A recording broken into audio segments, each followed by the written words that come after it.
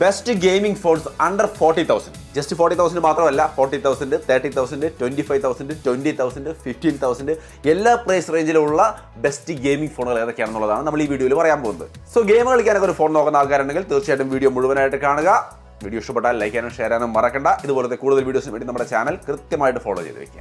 So ആദ്യം തന്നെ നമുക്ക് മോളിൽ താഴോട്ട് വരാം. 40,000 താഴെ, 50,000 റേഞ്ച് ഞാൻ പറയുന്നില്ല, കാരണം IQ 12 തൊട്ട് അങ്ങോട്ട് ഒരുപാട് ഫ്ലാഗ്ഷിപ്പ് ഫോണുകളുണ്ട്. അതിലേതെടുത്താലും ടോപ്പ് ലെവൽ പെർഫോമൻസ് കിട്ടും.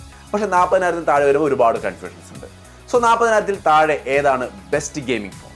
Number 1 IQ Neo 9 Pro. അടിപൊളി ഓപ്ഷനാണ്. ഇവിടെ സ്നാപ്ഡ്രാഗൺ 8 Gen 2 എന്ന പ്രോസറാണ് ഇതിനകത്തിരിക്കുന്നത്. അങ്ങനെ പറയുമ്പോൾ ഇവിടെ OnePlus 12R അതിലും സ്നാപ്ഡ്രാഗൺ 8 Gen 2 തന്നെയാണല്ലോ. സോ രണ്ടും നല്ല പെർഫോമൻസ് അല്ലേ എന്ന് ചോദിച്ചാൽ രണ്ടും നല്ല പെർഫോമൻസ് ആണ്. ബട്ട് IQ Neo 9 Pro ആണ് ഗെയിമിങ്ങിന് ബെസ്റ്റ് ആയിരിക്കുക. കാരണം ഈ പറഞ്ഞ നമ്മുടെ OnePlus 12R പ്രൈസ് കൂടുതലാണ്. Neo 9 Pro 12 GB, ഏറ്റവും കൂടിയ 12 GB റാം, 512 GB സ്റ്റോറേജ് നിങ്ങൾ എടുത്താൽ പോലും 38,990 വരുള്ളൂ. പക്ഷേ അതേ വിലയ്ക്ക് OnePlus 12R 8 GB റാം വേരിയൻ്റേ കിട്ടുള്ളൂ. സോ ബെറ്റർ പ്രൈസിൽ തന്നെ നമുക്ക് ഏറ്റവും കൂടിയ റാമും സ്റ്റോറേജും IQ തരും. അതിൻ്റെ ഒപ്പം തന്നെ OnePlusൽ UFS 3.1 സ്റ്റോറേജ് ആണ്. അത് 20,000 താഴെയൊക്കെ കാണുന്ന ഒരു സ്റ്റോറേജ് ആണ്. പക്ഷേ നമുക്ക് IQലാണെങ്കിൽ UFS 4.0 സ്റ്റോറേജ് തന്നെ കിട്ടുന്നുണ്ട്.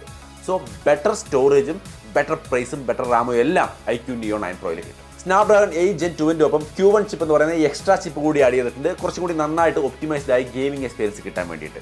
സോ സ്മൂത്തായ ഗെയിമിംഗ് 90 FPS BGMI ഒക്കെ സ്മൂത്തായിട്ട് കളിക്കാം. പിന്നെ 1.5K വരുന്ന 120 Hz AMOLED ഡിസ്പ്ലേ, നല്ല ഡിസ്പ്ലേ ആണ്. 5160 mAh ബാറ്ററിക്ക് 120 വാട്ടിന്റെ ഫാസ്റ്റ് ചാർജിങ് കൊടുക്കുന്നുണ്ട്. ടക്ക് ടക്കെന്ന് ചാർജ് ചെയ്തിട്ട് കുറേ നേരം ലോങ് ആയിട്ട് കളിക്കാൻ പറ്റുന്ന കിഡിലൻ പെർഫോമൻസ് ഉള്ള ഫോൺ. ഇതിൽ 50 മെഗാപിക്സലിന്റെ മെയിൻ ക്യാമറ, സെൽഫി ക്യാമറ, എല്ലാ ക്യാമറ ഒരു ടോപ്പ് നോച്ച് ഒന്നും അല്ല, എന്നാലും വലിയ കുഴപ്പമില്ലാത്തൊരു ക്യാമറ സെറ്റപ്പ് എന്ന് പറയാം. ഇവിടെ ഞാൻ പറഞ്ഞത് നമ്മൾ ഗെയിമിങ്ങിനാണ് ഫോക്കസ് ചെയ്യുന്നത് ഈ ഒരു വീഡിയോയിൽ. അതുകൊണ്ട് ഏറ്റവും മികച്ച ഗെയിമിംഗ് പെർഫോമൻസ് ആണ് നോക്കിയത്. ബാക്കി എല്ലാം അത്യാവശ്യം നല്ല സെറ്റപ്പിലുണ്ട്.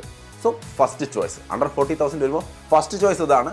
സെക്കൻഡ് ആയിട്ട് നിങ്ങൾ OnePlus ഫാൻ ആണെങ്കിൽ 12R എടുക്കാം. സോ അപ്പോൾ ഈ ഒരു ഫോണിൻ്റെ നെഗറ്റീവ്സ് എന്താണെന്ന് ചോദിച്ചാൽ ഈ ക്യാമറ ഞാൻ പറഞ്ഞല്ലോ, അത് ടോപ്പ് നോച്ച് ക്യാമറയൊന്നും അല്ല, പക്ഷെ നല്ല ക്യാമറയാണ്. അതാണ് ഇതിലാകെ ഒരു പോരായ്മയായിട്ട് വേണമെങ്കിൽ പറയാവുന്ന ഒരു കാര്യമുള്ളൂ. അല്ലാണ്ട് ഈ ഫോണിന് പറയത്തക്ക അപാകതകളൊന്നുമില്ല. നിങ്ങൾ ഇതിൻ്റെ ഡീറ്റെയിൽ അൺബോക്സിംഗ് നമ്മുടെ ചാനലിലുണ്ട്, കണ്ടു നോക്കുക. ഇഷ്ടപ്പെട്ടാൽ മാത്രം ചൂസ് ചെയ്താൽ മതി. ഈ സമയം കൊണ്ട് അതിൻ്റെ ഡീറ്റെയിൽ റിവ്യൂ അടക്കം പല ചാനലുകളും വന്നിട്ടുണ്ടാവും. ഒക്കെ ഒന്ന് കണ്ടു നോക്കിക്കോളൂ. ഓക്കെ ആക്കിയിട്ട് മാത്രം എടുത്താൽ മതി. ഇനി അണ്ടർ 30K ആണ് നമ്മൾ നോക്കുന്നത്, 30,000 താഴെയാണ് നോക്കുന്നതെങ്കിൽ Poco F6 ആണ് one of the best option.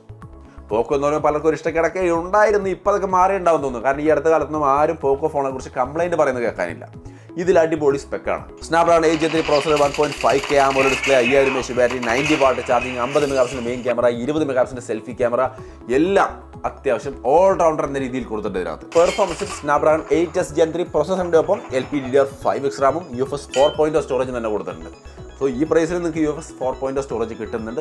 So സ്റ്റേബിളായ ഒരു gaming performance, 90 FPS gaming performance ഈ ഒരു ഫോണിൽ കിട്ടും. ഇതിന്റെ price 8 GB RAM, 256 GB storage നിങ്ങൾ നോക്കുന്നുള്ളൂ എങ്കിൽ പോലും 24,990 വരുള്ളൂ. 12 GB റാം, 256 GB സ്റ്റോറേജ് ആണെങ്കിൽ 26,990 വരുള്ളൂ. ആ പ്രൈസിനാണെങ്കിലും അത് ബെസ്റ്റ് ആണ്. 12 GB റാമിന്റെ ഫോൺ ഈ പ്രൈസ്. ഇതിന്റെ ഒരു നെഗറ്റീവ് എന്താണെന്ന് ചോദിച്ചു കഴിഞ്ഞാൽ ക്യാമറ വന്നിട്ട് നമ്മൾ നേരത്തെ IQൽ പറഞ്ഞ പോലെ IQന്റെ ക്യാമറ പിന്നെയും നല്ലതാ, ഇത് അത്ര പോലും ഇല്ല, ഒരു ഇത്തിരി മീഡിയം ലെവലാണ്. സോ നിങ്ങൾക്ക് ക്യാമറ താല്പര്യമുള്ളവരാണെങ്കിൽ ഇതിലേക്ക് നോക്കരുത്. ഗെയിമിംഗ് ആണ് പ്രയോറിറ്റി എങ്കിലാണ് ഇതിലേക്ക് നോക്കേണ്ടത്. ഡീസൻറ്റ് ക്യാമറയാണ്. ഇതിൻ്റെ വീഡിയോ നമ്മുടെ ചാനലിലുണ്ടെന്ന് കണ്ടു നോക്കൂ. ആ ക്യാമറ ഓക്കെ ആണെങ്കിൽ നിങ്ങൾ തീർച്ചയായിട്ടും ഇത് ചൂസ് ചെയ്യും. One of the best performance ഈ ഒരു ഫോൺ തരും. പിന്നെ നമ്മുടെ ഈ ഒരു വീഡിയോ കണ്ടുകൊണ്ട് കണ്ണും പൂട്ടി പോയി എടുക്കാനൊന്നും ഞാൻ പറയില്ല. നിങ്ങൾ വേറെയും ചാനലുകളിൽ പോയിട്ട് ഗെയിമിംഗ് ഫോണുകളുടെ വീഡിയോ അവർ ചെയ്തിട്ടുണ്ടോ എന്ന് നോക്കുക. ഉണ്ടെങ്കിൽ അതുകൂടി കണ്ട് നിങ്ങളുടെ പ്രൈസിന് പറ്റിയത് ഏതാണെന്ന് സെലക്ട് ചെയ്തിട്ട് തന്നെ പർച്ചേസ് ചെയ്യുക. കാരണം 20,000 രൂപ വെറുതെ, 20 അല്ലെങ്കിൽ 30 രൂപ എന്ന് പറയുന്നത് വെറുതെ ഒന്നും ഉണ്ടാവില്ല, നല്ലോണം പണിയെടുത്ത് തന്നെ ഉണ്ടാവുള്ളൂ. സോ അപ്പോൾ ആ കാശ് സ്പെൻഡ് ചെയ്യുന്നതിന് മുമ്പ് ഒന്നിലധികം ചാനലുകൾ ഒന്ന് റിസർച്ച് നടത്തിക്കോളൂ. അറിയുന്ന കൂട്ടുകാരൊക്കെ ഉണ്ടെങ്കിൽ അവരോടൊന്ന് ചോദിച്ചോളൂ. മൊത്തത്തിൽ ഒന്ന് തിരഞ്ഞിട്ട് വേണം നമ്മൾ ഒരു ചോയ്സ് എടുക്കാൻ. ഇനി 25,000 താഴെയാണ് നമ്മുടെ ബഡ്ജറ്റ് എങ്കിൽ അവിടെയും പോക്കോ തന്നെയാണ് തിളങ്ങുന്നത്. കാരണം പോക്കോ X6 Pro വന്നിട്ട് വൺ ഓഫ് ദി ബെസ്റ്റ് ഓപ്ഷനാണ്. ഏകദേശം നമ്മൾ ഈ പറഞ്ഞ പോക്കോ F6 ഉണ്ടല്ലോ, അതിന്റെ റേഞ്ച് പിടിക്കുന്ന ഒരു പെർഫോമൻസ് തന്നെയാണ് ഇതിനകത്ത് വരുന്നത്. Dimensity 8300 അൾട്രാ എന്ന് പറയുന്ന പ്രോസറാണ്. അതിന്റെ കൂടുതൽ 1.5K 120 Hz AMOLED display, 5000 mAh battery, 67 വാട്ടിന്റെ ചാർജിംഗ് ഉള്ളൂ. മറ്റേ 90 വാട്ട് ആയിരുന്നു പോക്കോ F6ൽ. കുറച്ചുകൂടി ബെറ്റർ ഫാസ്റ്റ് ആയ ചാർജിംഗ് കിട്ടും. ഇവിടെ 67 വാട്ടിന്റെ ചാർജിംഗേ ഉള്ളൂ. പിന്നെ 64 MP main camera, 16 MP selfie camera തുടങ്ങിയ കാര്യങ്ങളൊക്കെ ഉണ്ട്. അതിനും ഏകദേശം 14 ലക്ഷത്തിന്റെ ആന്റിറ്റ്യൂഡ് സ്കോർ ആണ് കിട്ടുക. ഇതിനും ഏകദേശം 14 ലക്ഷത്തിന്റെ ആന്റിറ്റ്യൂഡ് സ്കോർ ആണ് കിട്ടുക. എന്ന് വെച്ചാൽ ഏകദേശം രണ്ടിനും തുല്യമായ ഒരു പവർ, ഒരു പെർഫോമൻസ് നമുക്ക് രണ്ട് ഫോണിലും കിട്ടും. രണ്ടിലും ഉള്ളത് 120 Hz AMOLED ഡിസ്പ്ലേ, അതും 1.5K കിഡിലൻ ഡിസ്പ്ലേ ആണ്. ബാറ്ററി ചാർജിങ് ഒന്നും വിഷയമില്ല. എല്ലാം ഈ രണ്ട് ഫോൺ ഓക്കെയാണ്. നിങ്ങളുടെ കയ്യിൽ ബഡ്ജറ്റ് കുറച്ച് കൂടുതലുണ്ടെങ്കിൽ F6ലേക്ക് പോവുക. ബഡ്ജറ്റ് കുറച്ച് കുറവാണ്, 22 ഉള്ളുവെങ്കിൽ തീർച്ചയായിട്ടും X6 Pro എടുക്കാവുന്നതാണ്. രണ്ടും തുല്യമായ പവർ തരും. ഇവിടെയും നമ്മൾ നേരത്തെ പറഞ്ഞ ആ ഒരു പ്രശ്നം, അതായത് ക്യാമറ വന്നിട്ട് വൺ ഓഫ് ദി ബെസ്റ്റ് അല്ല, എന്നാലും കുഴപ്പമില്ല. അപ്പോൾ ഇതിൻ്റെ വീഡിയോ വിശദമായി കണ്ടു നോക്കി ആ ക്യാമറ മതിയോ എന്ന് തീരുമാനിച്ചിട്ട് വേണം ചൂസ് ചെയ്യാൻ. അത് മാത്രം ഒന്ന് ഓർത്താൽ മതി. വേറെ പറയത്തക്ക അപാകതകളൊന്നും ഈ ഫോണിനും ഇല്ല. നമ്മൾ ഈ പറയുന്ന ഫോണുകളിലെല്ലാം എനിക്ക് തോന്നുന്നു ക്യാമറയാണ് ഒരു പോരായ്മയായിട്ടുള്ളൂ. ബാക്കി എല്ലാം ഈ ഫോണുകളിൽ സെറ്റാണ്. ചാർജിങ്ങും ബാറ്ററിയും പെർഫോമൻസും ഡിസ്പ്ലേയും എല്ലാം സെറ്റാണ്. സോ അപ്പോൾ നിങ്ങൾ പെർഫോമൻസ് ഓറിയൻറ്റഡ് ഫോൺ നോക്കുമ്പോൾ ഇവിടെ ഈ പ്രൈസിൽ ഇതാണ് ബെസ്റ്റ്. ഇതിൻ്റെ 8 GB RAM 256 GB സ്റ്റോറേജിന് 21,990 ബാങ്ക് ഓഫറും കാര്യങ്ങളൊന്നും ഇതിൽ കണ്ടില്ല കേട്ടോ. ഇനി 12 GB RAM 512 നോക്കുകയാണെങ്കിൽ തന്നെയും 25,000 റേഞ്ചിൽ തന്നെ നിങ്ങൾക്ക് വാങ്ങിക്കാൻ പറ്റും. സോ അപ്പോൾ ആ ഒരു പ്രൈസിനൊക്കെ കിട്ടാവുന്ന ഏറ്റവും റാമും സ്റ്റോറേജും കൂടിയ ഇത്രയും പവർ പാക്ഡ് ആയ ഒരു ഫോൺ എന്ന് പറയുന്നത് ഇതാണ്. സോ തീർച്ചയായിട്ടും ഈ പ്രൈസിൽ പോക്കോ X6 Pro ചൂസ് ചെയ്യാം. എന്നാൽ 20,000 താഴേക്ക് വന്നു കഴിഞ്ഞാൽ കഥ മാറും. ഇവിടെ പോക്കോയ്ക്ക് വലിയ റോളില്ല, കാരണം പോക്കോയേക്കാൾ മികച്ച ഫോണുകൾ ഇവിടെയുണ്ട്. അതായത് iQ C9s. ഈ ഫോണിന് ഇത്ര നേരം പറഞ്ഞ ഫോണുകളിൽ നിന്നും ഒരു വ്യത്യാസമുണ്ട്. ഇതിലുള്ള ക്യാമറയും അത്യാവശ്യം നല്ലതാണ്. സോ നല്ലൊരു ക്യാമറയുള്ള ഫോൺ വേണം, നല്ല പെർഫോമൻസ് വേണം, ബഡ്ജറ്റ് 20,000 റേഞ്ചിലാണെങ്കിൽ ഇത് ഫസ്റ്റ് ചോയ്സ് ആയിട്ട് കൊടുത്തു.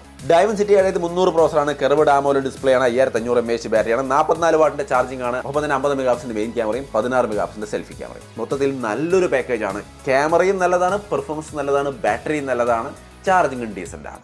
സോ ഈ ഒരു ഫോണിനെ ഒരു ഓൾറൗണ്ടർ ഫോൺ എന്ന് പറയാം. ഓൾറൗണ്ടർ എന്ന് പറയുമ്പോൾ തന്നെ പെർഫോമൻസ് ഓറിയന്റഡ് ആയ ഓൾറൗണ്ടർ ഫോണാണ്. സോ ഗെയിമിംഗ് നോക്കുന്നെങ്കിൽ വൺ ഓഫ് ദി ബെസ്റ്റ് ഓപ്ഷനാണ്. അതിൻ്റെ ഒപ്പം ക്യാമറയും നല്ലത് കിട്ടും. ഇത്ര നേരം പറഞ്ഞ ഫോണുകളിലൊന്നും അങ്ങനെ ഇല്ലായിരുന്നു.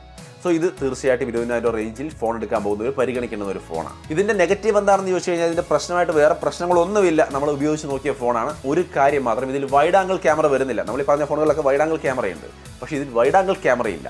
പക്ഷേ ഉള്ള ക്യാമറ തീർച്ചയായിട്ടും നല്ല പെർഫോമൻസ് ആണ്. സോ നിങ്ങൾക്ക് വൈഡ് ആംഗിൾ ക്യാമറ വേണമെന്ന് നിർബന്ധമുള്ള ആളാണെങ്കിൽ വേറെ വല്ലതും നോക്കുന്നതാവും നല്ലത്. പക്ഷെ അപ്പോഴും നമ്മൾ ഗെയിമിംഗ് ഫോണിൻ്റെ വീഡിയോ ആണ് ചെയ്യുന്നത്, ഏറ്റവും പെർഫോമൻസ് കൂടി ഫോണാണ് നോക്കുന്നത്. അത് തന്നെയാണ്, യാതൊരു സംശയം വേണ്ട. പിന്നെ ഒരു കാര്യം, ഈ പറഞ്ഞ എല്ലാ ഫോണുകളിലും വേറൊരു നെഗറ്റീവ് കിടക്കുന്നുണ്ട് കേട്ടോ. ഞാൻ നെഗറ്റീവായിട്ട് പറയാത്തത് എല്ലാ ഫോണും അങ്ങനെ ആയതുകൊണ്ടാണ്. പ്രീ ഇൻസ്റ്റാൾഡ് ആപ്ലിക്കേഷൻസ് അത് ഇഷ്ടം പോലെ എല്ലാ ഫോണുകളിലും ഉണ്ട്. അത് ഇതിലും ഉണ്ട്, iQ C9s വരുന്നുണ്ട്. സോ അതൊരു നെഗറ്റീവായിട്ട് കരുതുന്നവർ തീർച്ചയായിട്ടും നെഗറ്റീവ്, ഈ പറഞ്ഞ എല്ലാ ഫോണുകളിലും ആ നെഗറ്റീവ് ഉണ്ട്. സോ ഇനി നമുക്ക് താഴോട്ട് വരാം. 15,000 റേഞ്ചിലുള്ള ഫോൺ കൂടി ഞാൻ പറയാമെന്ന് പറഞ്ഞിട്ടുണ്ടായിരുന്നു. 15,000 റേഞ്ചിലേക്ക് വന്നു കഴിഞ്ഞാൽ റിയൽമി P1 ആയിരുന്നു അവിടെ ഉണ്ടായിരുന്ന ബെസ്റ്റ് ഫോൺ. പക്ഷേ ഇപ്പോൾ റിയൽമി നാർസോ 70 ടർബോ എന്ന് പറയുന്ന ഫോൺ ഏകദേശം 15,000 റേഞ്ചിലാണ് വരുന്നത്. ഈ ഒരു ഫോണിൽ ഡയമൻസിറ്റി 7300 എന്ന പ്രോസറാണ്. അതായത് നമ്മൾ നേരത്തെ പറഞ്ഞില്ല, iQ C9s ഉണ്ടായിരുന്ന അതേ ഒരു സെറ്റപ്പാണ് ഇവിടെയും വരുന്നത്. പെർഫോമൻസ് രണ്ടിലേറെ പവറായിട്ട് കട്ടയ്ക്ക് കിട്ടും. ഇതിൽ 120 ഹെർട്സിന്റെ OLED ഡിസ്പ്ലേ ആണ് വരുന്നത്, 5000 mAh battery, 45 what charging, 50 MP main camera, 16 MP selfie camera, അങ്ങനെയൊക്കെ പറഞ്ഞുകൊണ്ട് നാർസോ 70 ടർബോ ഈ പ്രൈസിൽ കിട്ടാവുന്ന one of the best performing ഫോണാണ്. ഇവിടെയും കുറേ പ്രീ ഇൻസ്റ്റാൾഡ് ആപ്ലിക്കേഷൻ ഉണ്ടാവും. ക്യാമറ വന്നിട്ട് ടോപ്പ് നോച്ച് അല്ല, ഇങ്ങനെ 1-2 കാര്യങ്ങളുണ്ട്. സോ ഇതിൻ്റെ വീഡിയോ കാണുമ്പോൾ ക്യാമറയുടെ ഭാഗം പ്രത്യേകം ശ്രദ്ധിക്കണം. അത്യാവശ്യം കുഴപ്പമില്ലെങ്കിൽ എടുക്കാവൂ. തീരെ നിങ്ങൾക്ക് ഇഷ്ടപ്പെട്ടില്ലെങ്കിൽ പിന്നെ അത് എടുത്തിട്ട് കാര്യമില്ല, ക്യാമറയും കൂടി വേണമല്ലോ നമുക്ക്. ഈ പറഞ്ഞ ഫോണുകളിലൊക്കെ ക്യാമറ വലിയ കുഴപ്പമില്ലാണ്ട് കേട്ടോ. പക്ഷേ ഇതിൻ്റെ ക്യാമറ കണ്ടു നോക്കുക, എന്നിട്ട് ഇഷ്ടപ്പെട്ടാൽ മാത്രം ചൂസ് ചെയ്യാം. പെർഫോമൻസിന് ഈ പ്രൈസിന് ഇതിനേക്കാൾ മികച്ച പെർഫോമൻസ് ഇല്ല. ഒരെണ്ണം ഉണ്ട്, എനിക്കറിയാം, നത്തിങ്ങിൻ്റെ CMF-1, ബട്ട് അതിൻ്റെ ബിൽഡ് ക്വാളിറ്റി വളരെ ശോകമാണ്. അതുകൊണ്ട് അത് എടുക്കാൻ ഞാൻ റെക്കമെൻഡ് ചെയ്യില്ല. പകരം ഇതാണ് നമുക്ക് നന്നാവുക. ആ പെർഫോമൻസ് കിട്ടുകയും ചെയ്യും, വേറെ ഇഷ്യൂസ് ഒന്നുമില്ല. റിയൽമിയുടെ സർവീസ് എല്ലായിടത്തും ഉണ്ട്, ഒരു പേടിയും വേണ്ട. സോ അപ്പോൾ ഇങ്ങനെയാണ് 15,000 റേഞ്ചിലെ ഒരു നല്ല ഗെയിമിംഗ് ഫോൺ നോക്കുകയാണെങ്കിൽ വരാൻ പോകുന്ന ഒരു ഓപ്ഷൻ. സോ അപ്പോൾ നമ്മൾ 40,000 താഴെ വരുന്ന 15,000 റേഞ്ചിൽ വരെ വരുന്ന എല്ലാ ബെസ്റ്റ് ഫോണുകളുടെയും ബെസ്റ്റ് ഗെയിമിംഗ് ഫോണുകളുടെയും വീഡിയോ ആണ് ചെയ്തത്. എല്ലാം പറഞ്ഞു.